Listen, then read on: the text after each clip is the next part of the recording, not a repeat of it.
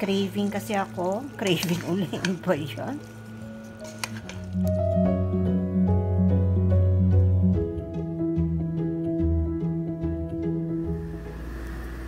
Yan, it's cooking time.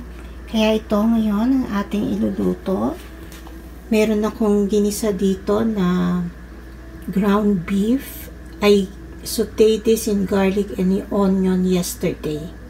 And then I have garlic, onion, and tomatoes. And then I have carrots and potatoes here. And then yung corn namin na ginanyan ko para maisama ko. Yan, plus I have leftover na eggplant, so I'm gonna add this dito sa dish na to. Okay? Nagsasaing na ako. Prepare ko lang to, nagpapa-heat na ako ng pan. Okay? Maglalagay ako ng olive oil. Pwede hindi olive oil.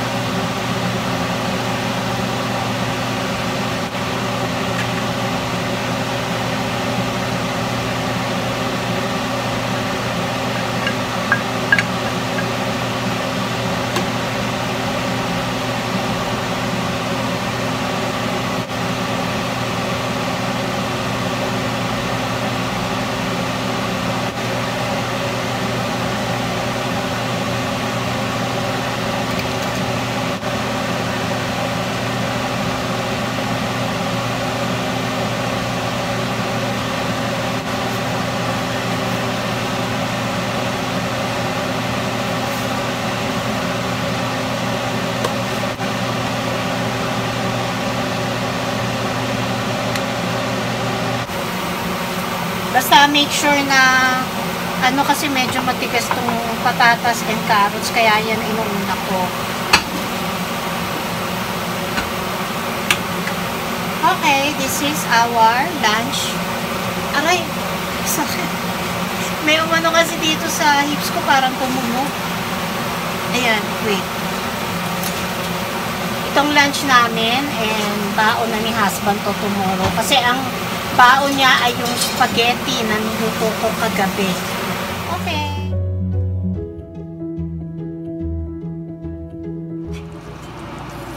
Tapos na ang spaghetti sauce ko.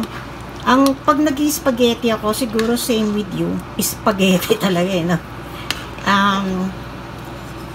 Katulad ng ibang mga nanay-nanay dyan, depende sa kung anong meron akong stock sa fridge. So now, I don't have hot dogs, kaya walang hot dog yan. Lalagyan ko sana ng bell pepper, but I don't have bell pepper too. So here, I added tomato sauce, of course sugar for Pinoy spaghetti, salt, pepper, and then I add cheese. I added cheese and cream.